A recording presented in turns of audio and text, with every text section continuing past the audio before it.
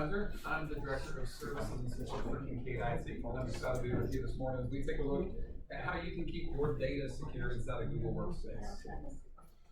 Before joining Kincaid IT, I worked almost a decade for a school district in Kansas. We had about 15,000 users, and in that role, I was the Google Workspace Administrator and Cybersecurity Analyst for the district.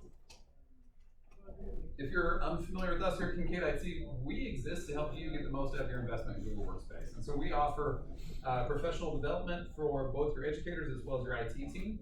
Our most popular courses for PD have been our Google Admin Bootcamp. We have an intro, a level 2, and a Chromebook bootcamp.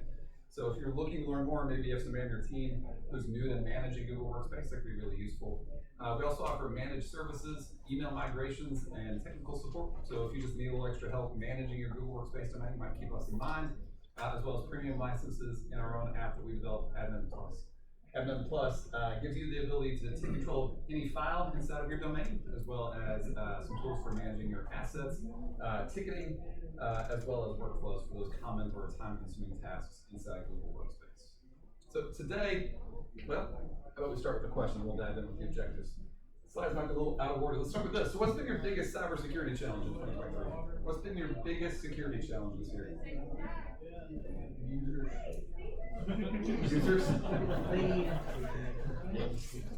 That's kind of the evergreen response there. It's always the users, for sure. Yeah.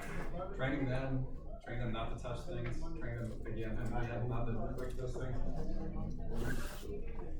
I'll also point out from this slide, if you'd like to download the slide deck, or if you'd like to be entered in a drawing, we're going to be giving away a couple things at the end. You can do that at the link that's on your screen. So that's https://bit.ly/acot-data. And so again, if you'd like to download the slide deck, or if you'd like to be entered into the drawing we do, don't get excited about the drawing. If you were in my first session this morning, you know it's not the biggest gift in the world, but hey, you might imagine it, you might have fun.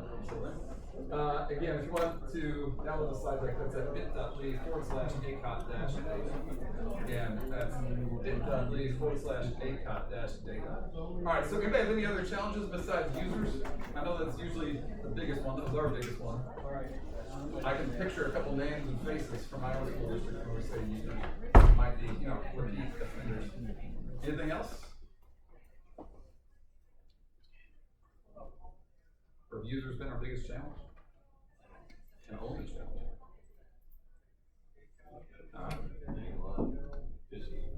Phishing emails?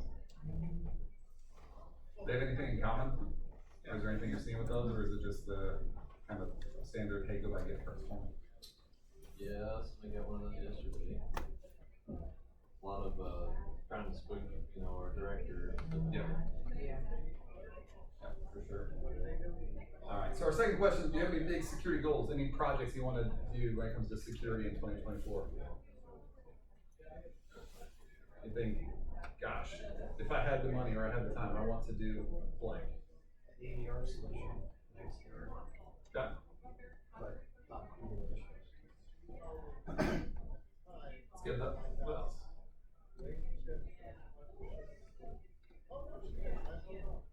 Maybe rolling out multi-factors. Everybody done that? We've all done that?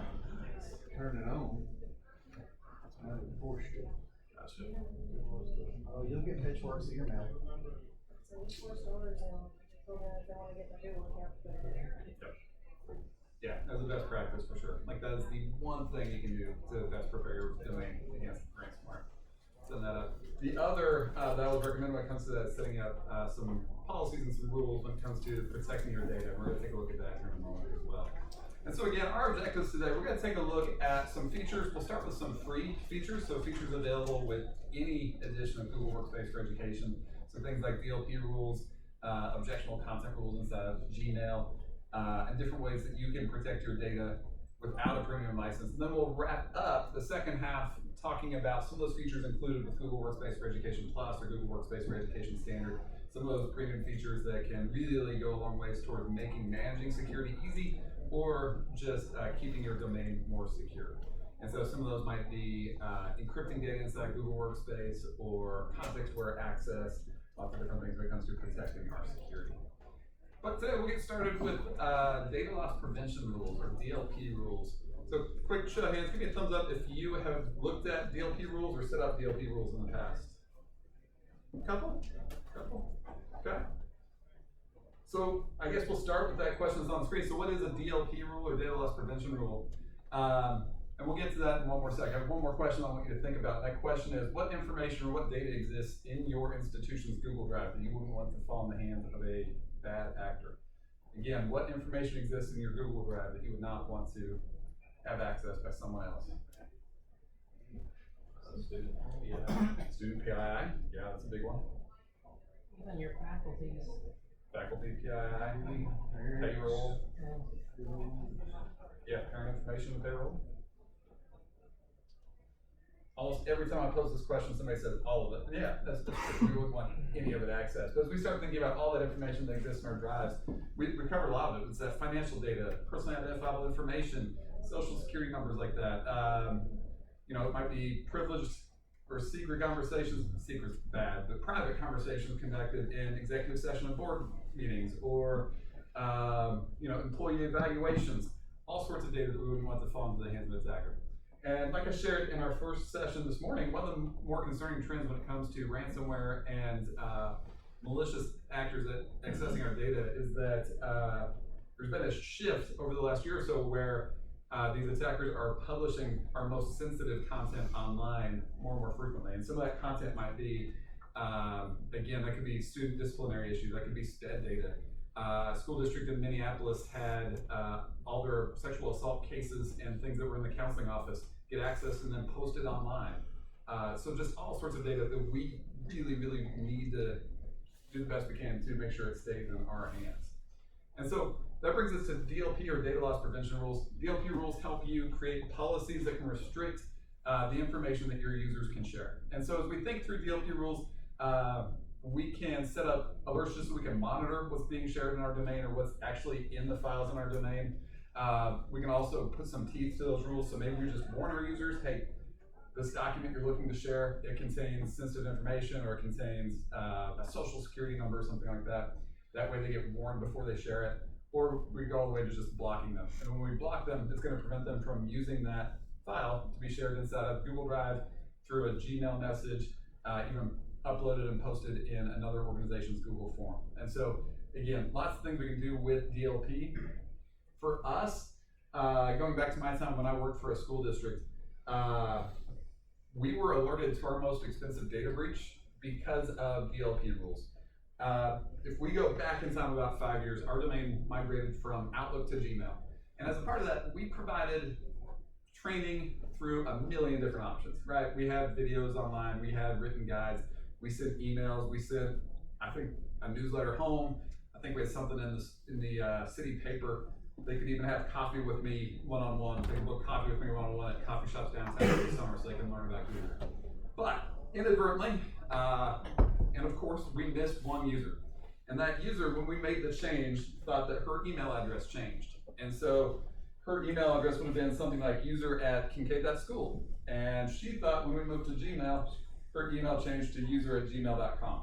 And what ended up happening was she encouraged lots of registrars in neighboring school districts to email this user@gmail.com, which ended up being a random woman in Florida. We eventually caught on because of DLP rules alerting us to this, but not before she had compromised some sensitive information for about 20 students. And so if you imagine the sensitive information inside of enrollment data, that was disappointing. That was a tough conversation to have because we had to get the assistant superintendent involved. We had to go over and meet with her, and she didn't mean to do this. She just genuinely had no idea how to use Gmail. And so, again, DLP can be really useful. We'll talk about some specific use cases in a minute. But as we think about it, how does it work? It all starts with us as the Google Workspace administrator defining the rule. So we're going to tell Google what to look for. And then after we tell it what to do, it's going to go out and scan our documents looking for this. When we set this up, it's going to automatically apply to any newly created or newly shared document. But it's also going to run in the background or scan in the background every other file that's in your domain. If you have a large domain, it might take 2 weeks, 3 weeks for that scan to complete because it's going through and looking at thousands and thousands of different documents. But again, it's instantly going to start working for any newly created or newly modified document. Then after we run that scan, we can decide what we want to do. Again, our options, we can block it, we can warn it, or just kind of audit it so we know what's going on. And then we wrap up with some alerts and reporting. We'll take a look at that as well. Again, some use cases here. We can use it to audit the usage of sensitive content that might already be in our drives. We can directly warn our end users not to share sensitive information. We can use this to prevent the sharing of personally identifiable information, again, like social security numbers. And then from there, we can alert our administrators and investigate when that happens. And so let's go in, we'll talk about best practices and we'll demonstrate how to set these up. Again, some best practices thinking through this. Apply different DLP rules to different organizational units. Again, that way we can customize what these look like so that, maybe we have a different rule for staff than we do people in the finance office or people in the business office. Create a rule in audit only mode or in the lowest actionable mode. That way we're not accidentally breaking access to something. And then regularly review your policies and works with this. And so to set these up, I'm gonna go into the admin console. And this is hopefully big enough so you can see it. I'll also point this out, up at the top, my domain has this red bar saying users under 18 can no longer access unconfirmed third-party apps. This is going back to that change that Google made back in October surrounding third-party apps. Yours may still be yellow. I only mention that because Google is slowly rolling this out across domains throughout the month of November. And so Google might have advertised that this was going to go into effect at the end of October. That was for the first people who Google moved. Really, your domain might still have that yellow bar until the end of November. All right. So to set this up, I'm going to go over to the left-hand side, and I'm going to drop down to security, and then access and data control, and I'll scroll all the way down to data protection. One other thing that's new inside Google Workspace this year is the ability to pin things in the menu. So if you are always on a specific page inside of the admin console, you can click the pin next to it, and it gets pinned to the top so that you can quickly access those pages. I'm going to go in and select data protection. So through here, we have a couple options. We can manage our rules, or we can create new rules. The option that I always encourage for the first time is to select a new rule from template. That way, you don't have to create your own regex expression or do anything like that. You can rely on the templates that Google's already built. I'm going to go in, I'm going to select new rule from template, and we can see the different templates available. Really, for us, the two most useful ones are going to be prevent health information sharing to the United States and then prevent PII information sharing to the United States. And so I'll select PII information. From there, I can give it a name, a description, and then under scope, I can either apply this to my entire domain, or I can select specific OUs or specific OU user groups, or exclude specific OU user groups. That way I can select the appropriate audience. I'll hit continue. And now I can select if I want this to apply to messages inside Google Chat or inside Google Drive, or both. Inside of Chat, I'll highlight this. This works in Chat right now. I'd imagine it will be working inside of Drive in the not too distant future. That's the ability to scan files and images for OCR. OCR is short for optical character recognition. So let's imagine that your superintendent likes to take selfies, and sometimes in the selfies, in the background, she has her admin password written on a whiteboard. Not that that's ever happened to me before, but hey, maybe she does a lot. And so what we could do with these DLP rules, if you took that picture, it would scan what would be written in the picture, or what's saved as a PDF, looking for that. So it's not just written text, it can look inside of pictures. It works with pings and JPEGs. Does not currently work with .heic files, which would be the default file format for photos on iOS devices. But again, that's another feature that will be coming soon. So I'll say continue. And now that I've selected my apps, what I want to look for, or look through, I can select my conditions. Because it's a template, this is pre-made for me, and so I can see, we're looking for social security numbers, we're looking for passport numbers, adoption records, and more. As I scroll to the bottom, I can also add conditions to this. And so this can be useful to help us narrow down what we're looking at. We helped a school last summer who set this up, and things were working really well until they got to new student enrollment season. And what they found was their new student enrollment form was triggering this alert every single time, which makes sense because, again, going back to that enrollment data, there's going to be some sensitive PII information inside of it. So they wanted to exclude that form. So what you could do, we could come down and select add condition, and this new condition I'll say that this is gonna change to a not condition. And under content to scan for, I'll just say all content with the text string enrollment 23.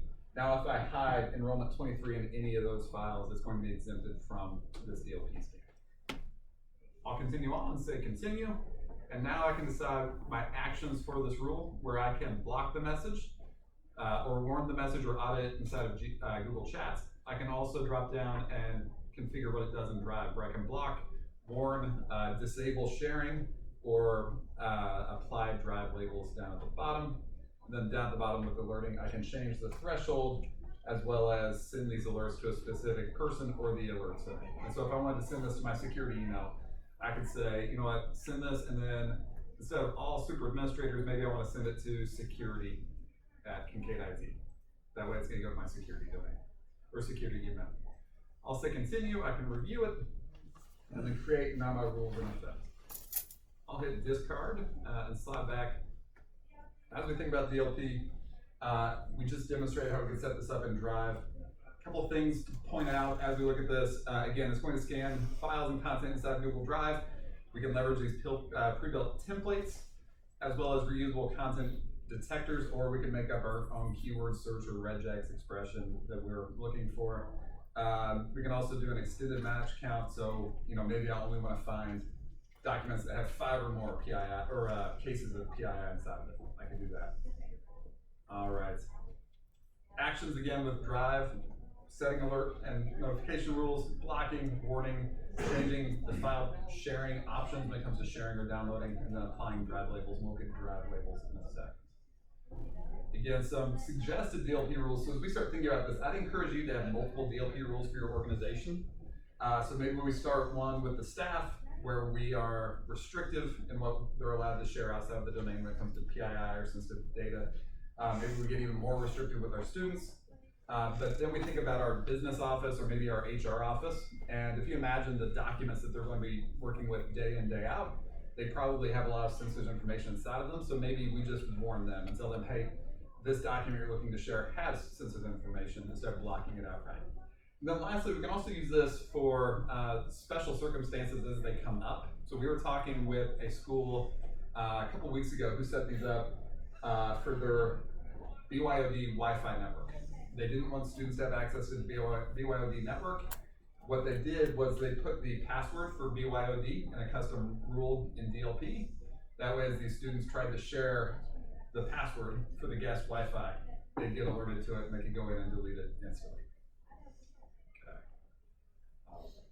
You can grab that real fast and we'll keep going. Yep. And then again, like we talked about, we can also do this with chat, where inside of chat, we can scan as well as scanning for OCR inside these documents. All right, any questions about DLP before we pivot a little bit and talk about Gmail? Awesome. Okay. So, as you might have noticed, looking back at those DLP rules were looking at Drive data, and they were looking at chats. It did not have the option to look at Gmail. I'd imagine, in the not so distant future, years down the road, maybe Gmail gets folded into these DLP rules. But right now, we can't set up DLP rules natively through that option. But what we can do is we can do something similar with objectionable content rules. And we'll take a look at that here real fast. So objectionable content policies inside of Gmail allow us to scan for information similar to content compliance rules that's defined by keyword lists instead of phrases or patterns. And then when a keyword matches that objectionable content rule, we can decide if we want to reject the message, if we want to quarantine the message, or if we want to deliver the message. And so again, thinking through this, some tips as we look at objectionable content word lists. Capitalization is ignored. So when we search for bad in all caps, it's going to look for bad in lowercase, bad with 1 capital. Only complete words are matched. So if we're searching for bad, it's not going to find badminton. Word searches are performed on subject, body, and text attachments. So if it's able to scan the attachments, it's going to. Entering objectionable content inside of square brackets. For example, bad, as you see on the screen there, causes the rule to fail. But if you need to, you can use the example at the bottom of your screen. And so that's objectionable content. Similarly, I want to talk about content compliance rules. Same idea, they're just set up a little bit differently. So again, as a Google Workspace administrator, we can use rules to handle messages inside of Gmail. Perhaps we want to reject outgoing messages that might contain sensitive information, like the word confidential. Or maybe we want to set up a metadata range on a range or match on a range of IP addresses and quarantine messages from those. What we see more often than not is not, sensitive data when it comes to confidential, but it'd be maybe content that would be vulgar or extreme, or maybe it's content related to self-harm or bullying. And so we can set up these rules to scan for those messages and alert us to them. Real fast, I'm going to demonstrate it and then we'll talk a little bit more about it after that. And so again, I'm going to go to the search box at the top because I think it's about the easiest way to find things inside of the admin console. Let's also say content compliance. Scroll down to it. And so as I scroll down, I'll drop down to content compliance or objectionable content. I'll start with objectionable content since I'm there. And I'll come in, I'll create a new rule. And I'll just say in this case, you know what?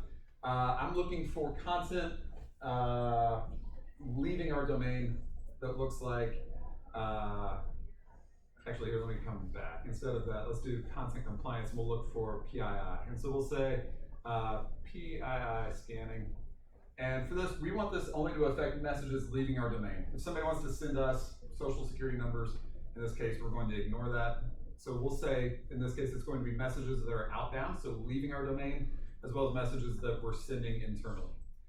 After that, I can go down and select my expression that's going to scan for, and under expressions, I can use a simple match. So if I typed in quotes, social security number, it's gonna look for the phrase social security number. But if I drop down, I can also use a predefined content match. Again, I can leverage one of these templates that Google has. In this case, social security number selected. Under minimum match count, if I set it to 1, any email with a social security number is going to be flagged. If I set it to 10, it's only going to alert me if it's got 10 or more social security numbers. And then beneath that, we have our confidence threshold. Medium is going to give us more information, but it's going to have more false positives. We can set it to high, where it might be more accurate, but might not catch as much. And so we'll say save, and then from there we can decide what we want to do with this rule. We can reject it, we can modify it, or we can send it to quarantine. The one thing I would say, if you're going to quarantine these messages, you have to stay on top of the quarantine. Particularly if we're thinking about sensitive information, like if we're scanning for keywords related to self-harm or bullying, and we're sending these messages to quarantine, or we're collecting this data, we have got to stay on top of it. It would be an absolute nightmare if we're collecting this information, an email has a message saying, hey, I'm thinking about hurting myself. We do nothing about it, the student gets hurt. That would be an absolute nightmare scenarios. We need to stay on top of these. Again, I'd be careful sending them to quarantine because for us, it was too much for us to manage. Particularly if you think about like To Kill a Mockingbird. Every time that lesson came around in English, it has the word kill inside of it. And if we were looking for words related to self-harm or bullying, I set off this alert 1,000 times every single spring. Same's true with and the suicide there. So we just need to be careful with these rules. Totally up to you with how you set these up. But I typically don't encourage schools to go the quarantine route just because if you're doing it, you need to stay on top of it. Okay. All right, any questions about these content compliance rules inside of Gmail? Yeah. Is there any way that it can determine the difference between a social security number and a phone number? Because I get false positive all the time on this when somebody's sending a phone number. Sure. And they put the phone number in their email. Oh, and so it's like it blows you up. Not that I'm aware of. Not that I'm aware of. You might have to add some extra conditions like, I don't know, maybe include social and that number, or maybe it's SSN somewhere hidden inside of it, something like that. You'd obviously miss out on a few, but it might help narrow your results there. No, I'm not familiar with the way to improve that, unfortunately. Good question. Anything else when it comes to, yeah? Do you encrypt any messages that go out?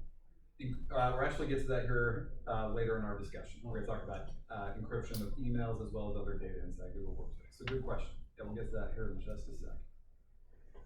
Okay. All right. One other use case for this, this is something that we did in our domain as well as one of the larger domains in the Kansas City metro was setting up rules so that if an email is coming from someone outside the domain, they wanted to be able to change the subject line and put in a warning in the subject line saying, hey, not from USD 400 or outside sender or something like that. That way there was one extra warning to that end user that, hey, this email is not from our school district, you need to be careful with it.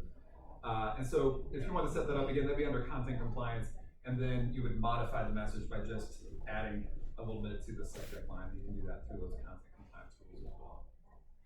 All right. We mentioned OCR. Again, with OCR, this works in Gmail as well as those Google chat messages. It's looking for JPEGs, pings, GIFs, diffs, but not HEIC.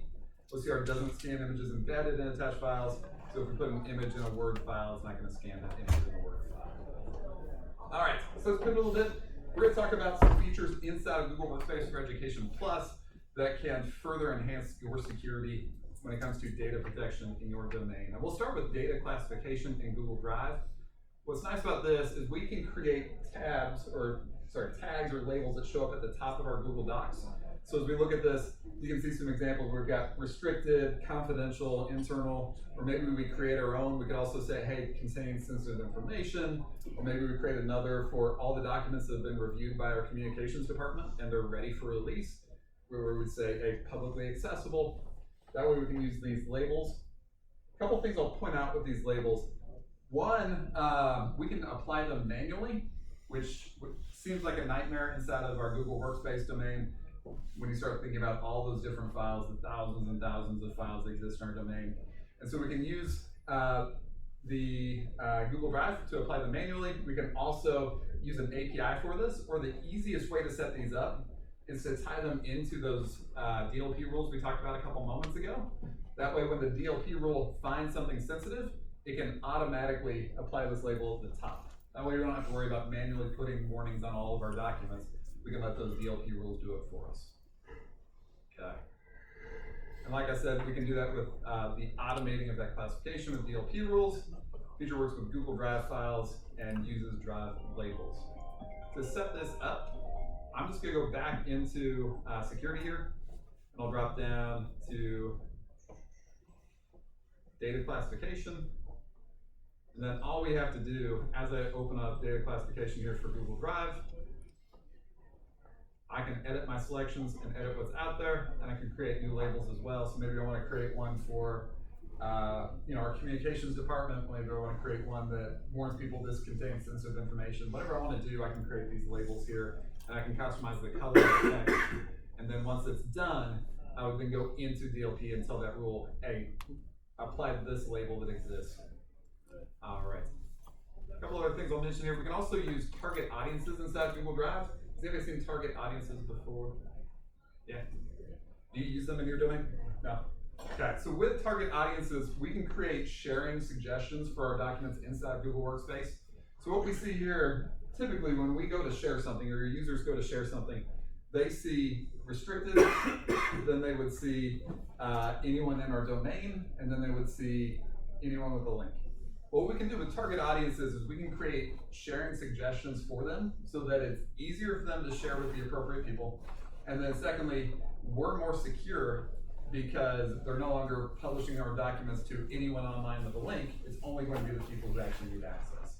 This is done typically by OUs or groups. That way we can customize it by that user or by that user or group. So if we imagine like a high school teacher, we can create 5 OUs for that high school teacher, and maybe it's all staff at the school, all students at the school, teachers in her department, and maybe it's staff at the district office. That way it's easy for them to go in and easily share those documents with the appropriate people. We can also create 5 totally different sharing suggestions or target audiences for staff at the district office or staff at an elementary school. So it's dependent on the OU. We can set up to 5, but we can have totally different ones by OU. All right. Additionally, we can also use the security investigation tool. I'm guessing a lot of you have seen that before, but what's really nice, I just want to mention this real fast, is you can use it to interact with instances and requests for those third-party apps. So if you're curious who's trying to use third-party apps, you can find it quick and easy using the investigation tool, and you can revoke access by user using the investigation tool, which came in really handy for us. We had a school district over the summer who was trying to troubleshoot a third-party app. I don't remember exactly what it was, but it's something that tied into Google Classroom, and it was giving this one user all sorts of fits. What we did was we were able to go in and turn it off for that specific student using the investigation tool. That way we could troubleshoot exactly what was going on. Similar to that are activity rules inside of Google Workspace. So activity rules tie into the investigation tool. So I'm just going to do a quick demonstration real fast. And I'm going to go to security and drop down to security center, and I'll say investigation tool. If you have a premium license, you can also drop down on the left-hand side to rules. Rules will take you to a similar screen where you can select the appropriate rule that you want to set up. I'm just going to go to, let's say, in this case, we can go to Drive. So if I want to find a specific document, maybe we get a request at the help desk saying, hey, we're worried about a document called Friends Chat. We think that maybe it's being used for bullying other kids or self-harm or something like that. So we can search for it. We'll let it run. After it loads, we'll be able to see all the documents called Friends Chat down here. We can add additional conditions if we want as well. So if we want to find only Friends Chat from this OU or this user, we could. If we want to change when it was modified or the file type. So I've got this, we've got Friends Chat. Again, as we think about file security, I can come in and take actions, and through here, I can audit file permissions. And so I can see, well, in this case, Joe's the owner. Maybe I want to change how it's being shared. I can see if it's being shared through link sharing or shared drives. I can also add people to it from the screen or remove access from it. The example I always give with that Friends Chat, we're worried about it being self-harm. Maybe we come in and revoke access from the students and then share it directly with a school administrator so that they can follow up on their end. All right, but taking this a step farther, we can create what's called action rules inside of the security investigation tool. The example I give with this a lot, let's go down to users and we'll look at user log events. We'll just say in this case that we're looking at our suspicious logins. And so we'll drop down. This will show us all of our suspicious logins. What I can do is I can come up and create an activity rule. And this activity rule runs either every day or every hour, looking for the conditions that I've set in the search. And so in this case, the search is looking at suspicious logins. Maybe I set it to automatically suspend the account and automatically email me at the help desk anytime there's a suspicious login. That way I can go in and take a look, and then once I feel confident that it's safe, I can unlock the account again, or maybe reset the password and get in touch with the user. And these are action rules again. They run every day or every hour inside Google Workspace. One other thing with this as well, I can also monitor these different searches on the security dashboard, so I can keep close tabs on it. Oops, wrong one. Or I can also look at, hey, what does external file sharing look like for my domain? And so through this, I can uncheck all these other sharing options, and now I see externally shared documents. As I scroll down, it's going to display them by most commonly accessed or most commonly accessed files from outside of our domain. In this case, I've got this document test nav instructions. I can open it directly in the investigation tool and immediately change how it's being shared. So I can really get serious about file exposure. Some of the other rules that are out there, we also have Chrome OS data control rules. So how many of you use Chromebooks in your schools? A lot of us, okay.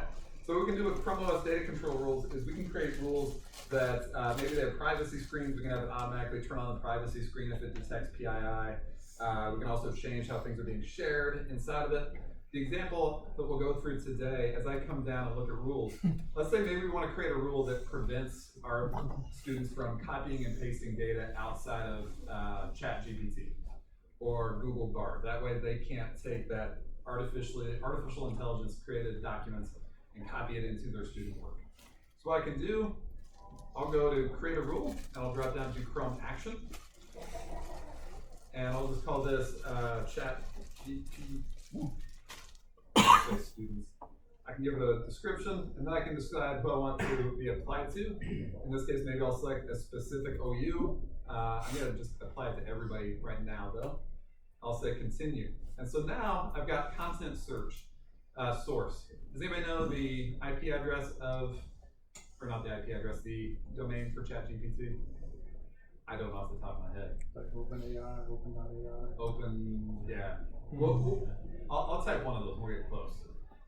And so what I'm gonna say, again, our options, copying and pasting can trigger this rule. Whenever they go to print, we can prevent printing, screen capture, we can prevent screen capture, screen share, as well as the privacy screen we can automatically enable.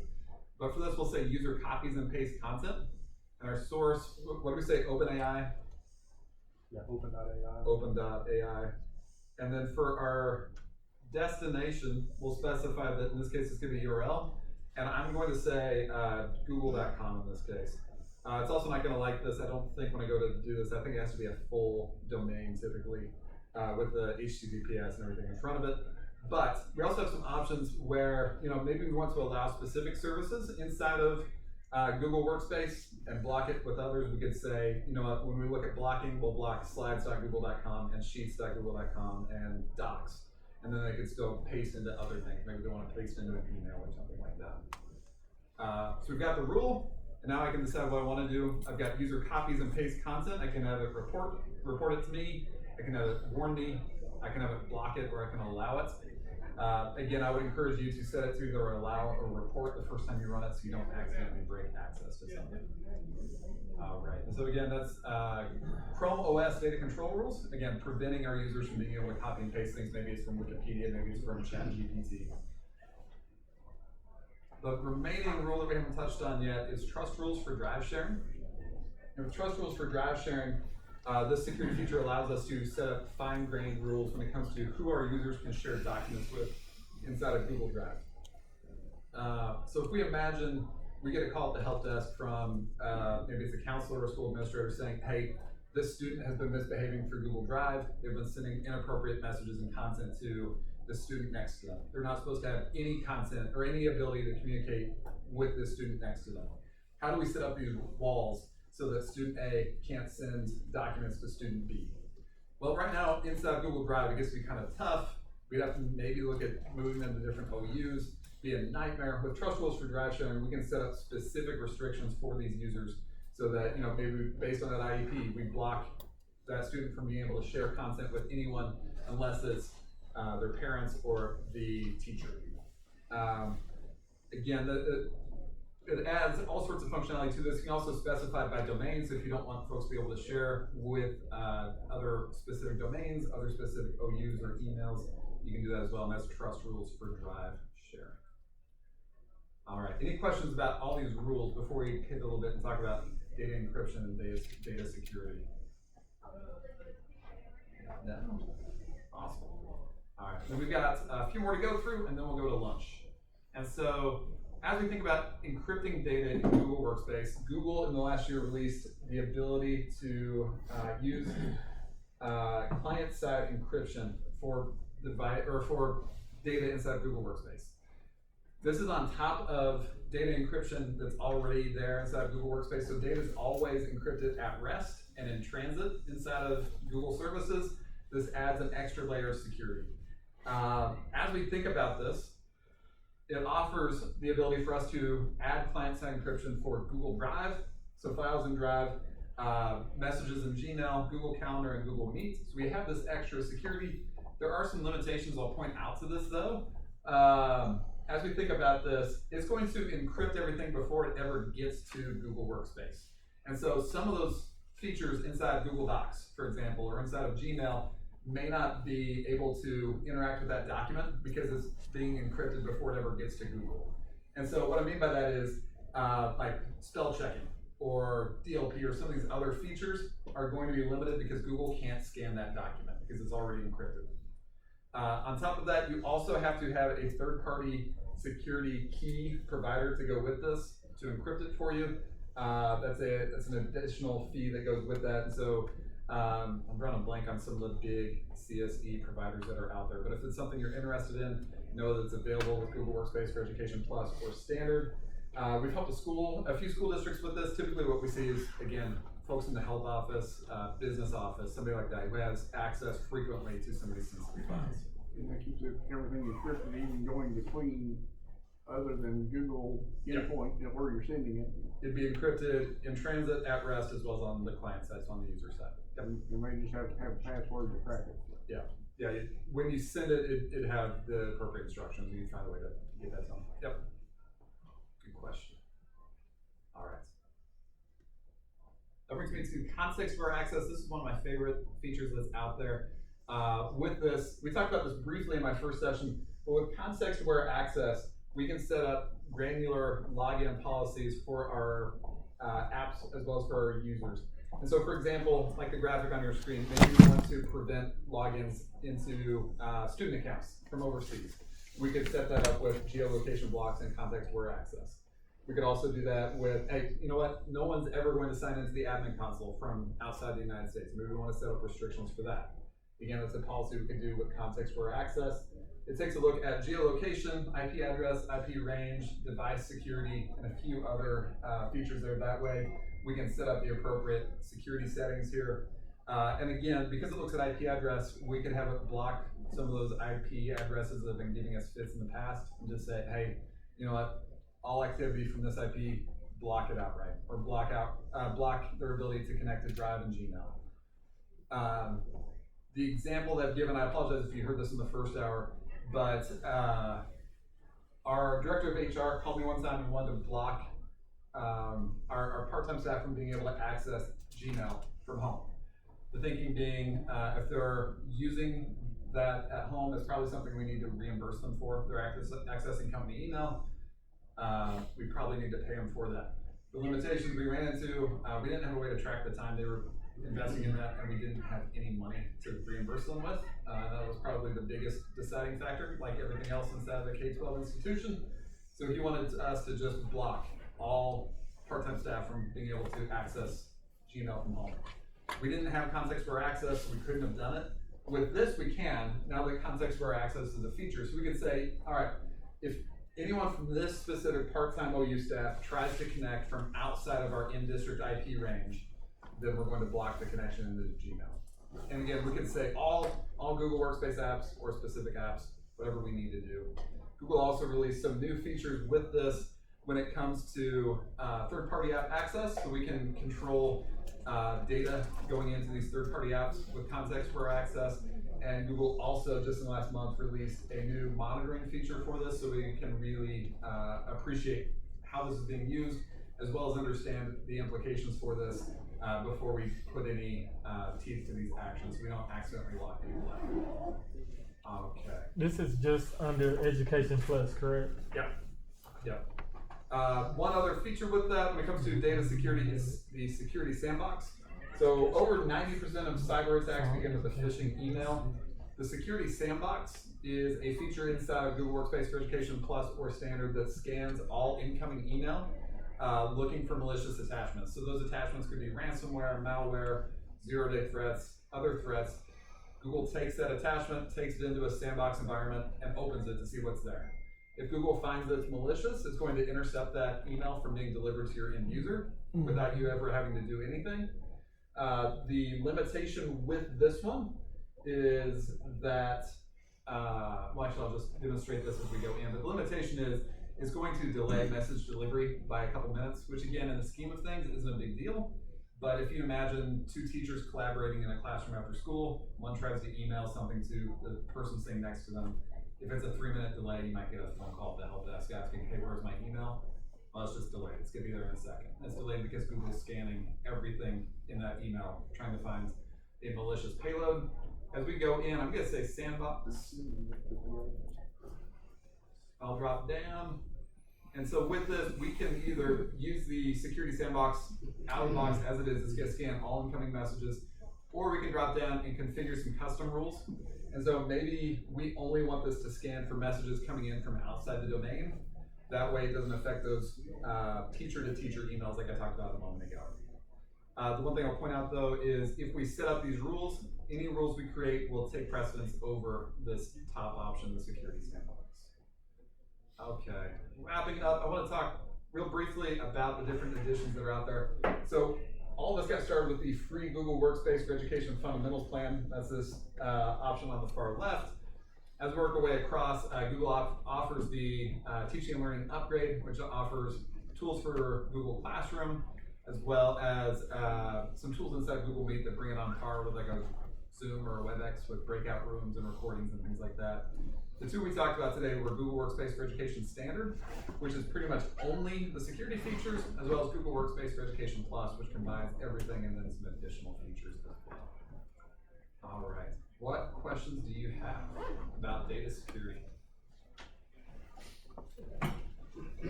What about FOI requests? Is there anything we can flag those? If you don't, Yeah. Oh, okay. I don't have a great option for your second one. Now, Vault's gonna be your best way to do the freedom of information.